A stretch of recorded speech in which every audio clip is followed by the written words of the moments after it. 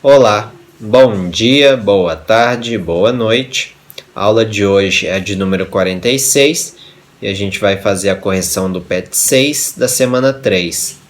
Essa aula foi produzida para os alunos do 8º ano da Escola Estadual Nila Fará no ano de 2020.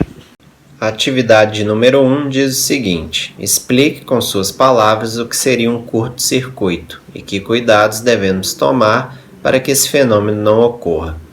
Então, o curto-circuito é uma sobrecarga que passa ali por um fio, por exemplo. E aí, quando você tem essa sobrecarga aí de energia, pode ocorrer de derreter esse fio e até mesmo queimar o aparelho que está ligado aí na tomada. Então, para a gente evitar que esse fenômeno ocorra, é justamente não ligar vários aparelhos em uma única tomada, né?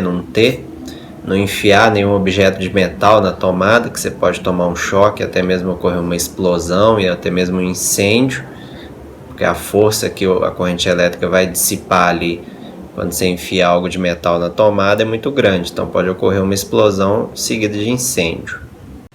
Na atividade número 2, pediu para diferenciar um fusível de disjuntor, citando uma semelhança e uma diferença de cada um desses dispositivos.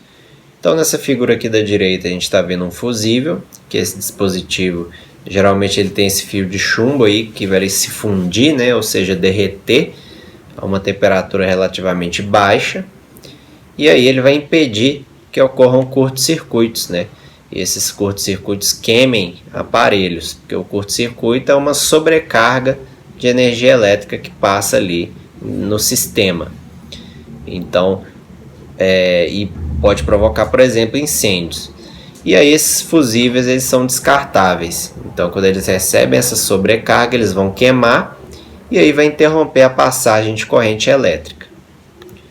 Já esse aqui na figura da direita a gente está vendo um disjuntor. E aí ele funciona como se fosse um interruptor. Então, quando ele recebe essa corrente elétrica maior que a desejada, ele vai desarmar. Então, esse interruptor vai alterar a posição. E aí abre o circuito e impede a circulação então de corrente elétrica. Atividade número 3 está perguntando como devem ser as ligações elétricas da cozinha da sua residência. Em série, em paralelo ou mista. Está pedindo para justificar a sua resposta. Bom, em série não seria muito interessante, né? Porque se algum eletrodoméstico queimar, a corrente vai ser interrompida e não vai funcionar os outros eletrodomésticos. Então, o interessante é ser um circuito em paralelo, né? Para se ocorrer alguma queima de algum eletrodoméstico aí, ou retirada, né, de algum componente desse eletrodoméstico que impeça a passagem da corrente elétrica, isso não vai afetar os demais componentes elétricos ali dessa cozinha, né? O interessante para uma casa é isso.